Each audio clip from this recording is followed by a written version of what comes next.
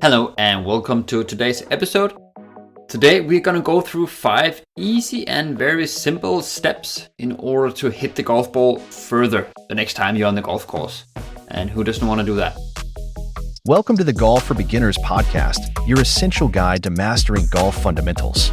Whether you're a beginner golfer or a seasoned player looking to refine the basics, join us as we teach you everything about the fundamentals of swing technique, course management, equipment, rules, and how to practice. Today's host is none other than the award-winning PGA golf instructor Nikolaj Sæthe Engström, CEO of the biggest golf teaching business in Denmark and founder of Golf for Beginners Academy. Hi and welcome, and thank you for tuning in to today's episode of the Golf for Beginners podcast. Today we're going to talk about 5 simple steps that will increase the distance of your golf shots the next time you're on the golf course. And of course it's all nice and fun to hit the golf ball further, but it is actually also a very big advantage if you look at it from a data perspective. You save quite a lot of shots if you are able to hit the ball further.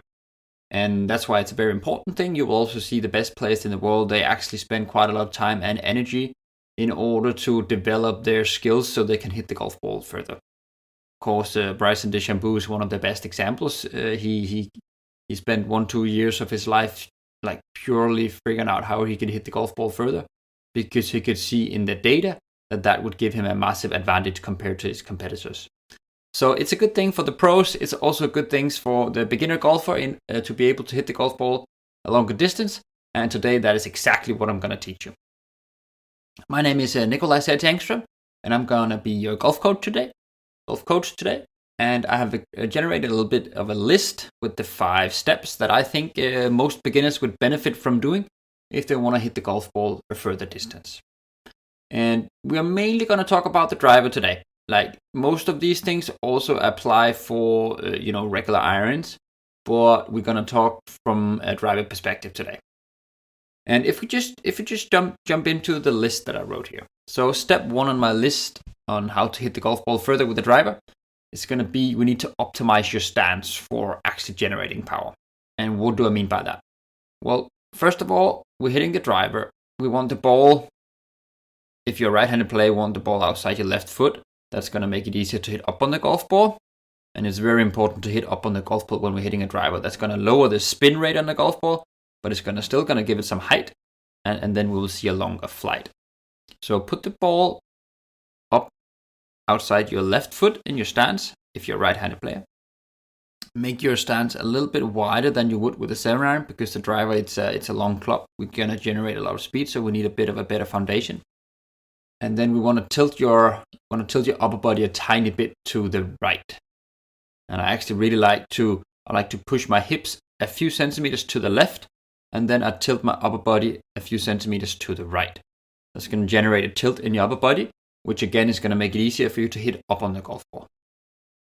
And those things are very important in this setup if you want to increase the distance on your driver. So start by doing that. Then we move on to the backswing, and there's one massive key here that you need to do if you want to hit the golf ball a long distance. You need to rotate your body. And this is, of course, the upper body, and most people, they only think about upper body rotation when I say that. But actually the secret sauce here is the hips. Okay? You gotta turn those hips in the backswing. If you don't rotate your hips, it's very limited to how much your upper body can rotate. And if your upper body can't rotate, well, then you can't rotate enough in order to create a lot of speed. So you really need to rotate the hips in the backswing. The way you do that is, again, if you're a right-handed player, you would straighten your right leg, you would bend your left leg while you're turning your hips. You should be able to turn, of course, depending on your age and physical state, you should be able to turn at least 45 degrees in your hips. Most people can actually turn more. And then if you turn, let's say, 45 degrees in your hips, you should be able to also turn your upper body 45 degrees, and that's going to give you a 90-degree shoulder turn on the top of the backswing, and that is good for generating power and speed. So that was step number 2. Then we move on to a little bit more of a difficult one. This is step number 3. This is about your wrists. Okay, so if you imagine you have your left arm straight, again, we're a right-handed player, so left straight arm. and then you imagine the club shaft, the angle between the shaft of the club and the straight left arm. That angle, we like to talk about it as the lag. Okay, and lag is of course the angle that you generate in your wrists. And if you can generate a lot of lag, you can also generate a more speed. So it's very important to utilize this lag motion in your wrists in the backswing and also in the start of the downswing. Okay, it's like a whip effect. So if you generate the lag, so you're actually hinging your wrists on the top of the backswing, but then you start your downswing by immediately unhinging that angle. So it's basically throwing the club head out as the first thing in a downswing. Then you're not going to use your wrists and this lag angle in order to generate speed. Whereas if you can start the downswing by keeping this lag angle, actually maybe even applying a little bit more lag in the start of the downswing, then there's going to be so much energy stored in your wrists. And then in the end of the downswing, just before you hit the golf ball, you could actually unleash this lag angle, and that's going to generate a bunch of speed. It's a very difficult thing to do, and it needs some practice. But I promise you that if you are able to incorporate this thing in your golf swing, you will gain a lot of speed and thereby also a lot of distance. So it's definitely something worth thinking about and testing out for fun on the range, and see if it's something that you can manage to do. We move on to the fourth item on the list here, and this is about timing and tempo. And of course, we want to swing the club fast, so we can't do a super slow tempo. Actually, studies have shown that if you make your backswing a little bit faster, which is very opposite to what most people would say, but if you actually make your backswing faster, your downswing speed will also increase. Because the faster you swing the club back, the more energy your body needs to put into the shaft in order to, make the club travel the other way in the downswing. So if you swing the club faster back, your body needs to apply more force and more energy into the shaft, which will then give more speed in the downswing. So tempo-wise, don't go super slow in the backswing. I'm not saying massively rush it in the backswing, but don't go super slow. You're actually going to lose speed if you do that. And then of course, there's also something about the state of your body, and this is also very related to the tempo and the timing, because if your body is very tense and you're tensing in all of your muscles over the golf ball because now I want to hit a long shot, actually if your muscles are tense, they will move slower. Okay, if your muscles are relaxed, they will be able to move faster. So it's very, very important to think speed, think being fast more than being strong or being powerful, because that is usually gonna generate a lot of tension in your muscles. Whereas most people, when they think, move your body fast instead of being strong, that's a better way of generating this speed. So that was the fourth item on the list. If we jump on to the last one now. This is not really related to the golf swing, to be honest, but it is such an important point, and it's about the equipment. And if you wanna optimize your distance on your shots, this is both for irons and especially for drivers.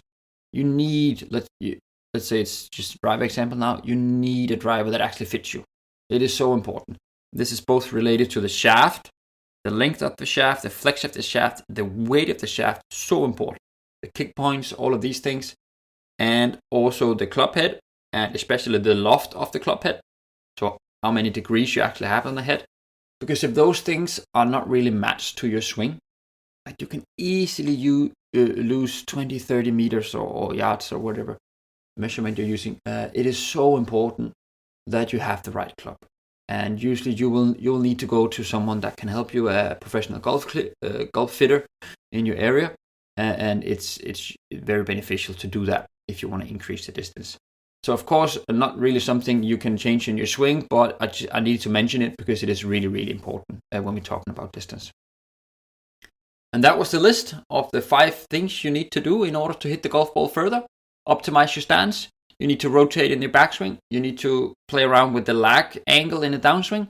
You need to think about a fast but not crazy rushed golf swing tempo while you're still relaxed in your body. And then you need golf clubs that actually fit you. And then I just want to say thank you so much for listening.